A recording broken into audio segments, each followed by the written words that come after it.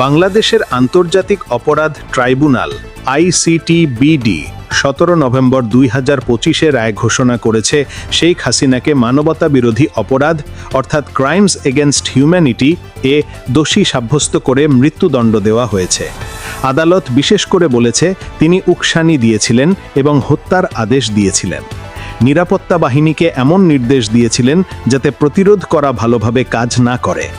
রায়ে আরও বলা হয়েছে তার অধীনে ড্রোন, হেলিকপ্টার ও প্রাণঘাতী অস্ত্র ব্যবহারের সত্যতা প্রমাণিত হয়েছে। শেখ হাসিনা নিজে এই রায়কে পক্ষপাত দুষ্ট এবং রাজনৈতিকভাবে পরিচালিত বলে অভিহিত করেছেন। তিনি দাবি করেছেন, আমাকে ন্যায্য সুযোগ দেওয়া হয়নি আত্মরক্ষা করার জন্য। এই রায়ের পর বাংলাদেশ সরকার দ্রুত ভারতের কাছে তাকে হস্তান্তর অর্থাৎ এক্সট্রাডিশন করার অনুরোধ পাঠিয়েছে। তবে ভারতের প্রতিক্রিয়াও এসেছে। তারা বলেছে সিদ্ধান্ত গ্রহণের সময় তারা শান্তি, গণতন্ত্র এবং স্থিতিশীলতাকে গুরুত্ব দেবে। আন্তর্জাতিক মানবাধিকার সংস্থাগুলি এই রায় সম্পর্কে উদ্বেগ প্রকাশ করছে। হিউম্যান রাইটস ওয়াচ বলেছে এই রায়ে ন্যায্য বিচার সংক্রান্ত গুরুতর প্রশ্ন উঠে এসেছে, কারণ বিচার ইন অ্যাবসেন্সিয়া করা হয়েছে এবং তারা প্রক্রিয়াটিতে কিছু আন্তর্জাতিক মানদণ্ডের অভাব দেখেছে।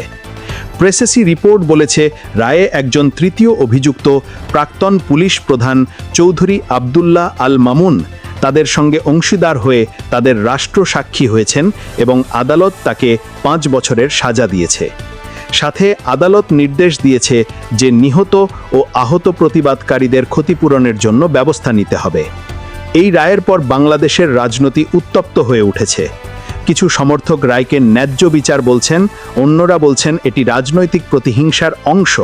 আর পুরো প্রক্রিয়া দক্ষিণ এশিয়ার কূটনৈতিক মানচিত্রেও নতুন উত্তেজনা তৈরি করেছে। আপনার কি মনে হয় শেখ হাসিনার সত্যিই ফাঁসি হবে? কমেন্টে আপনার মতামত জানিয়ে দিবেন। আর এমনই আপডেট পেতে আমাদের চ্যানেলটি সাবস্ক্রাইব করতে ভুলবেন না। ধন্যবাদ।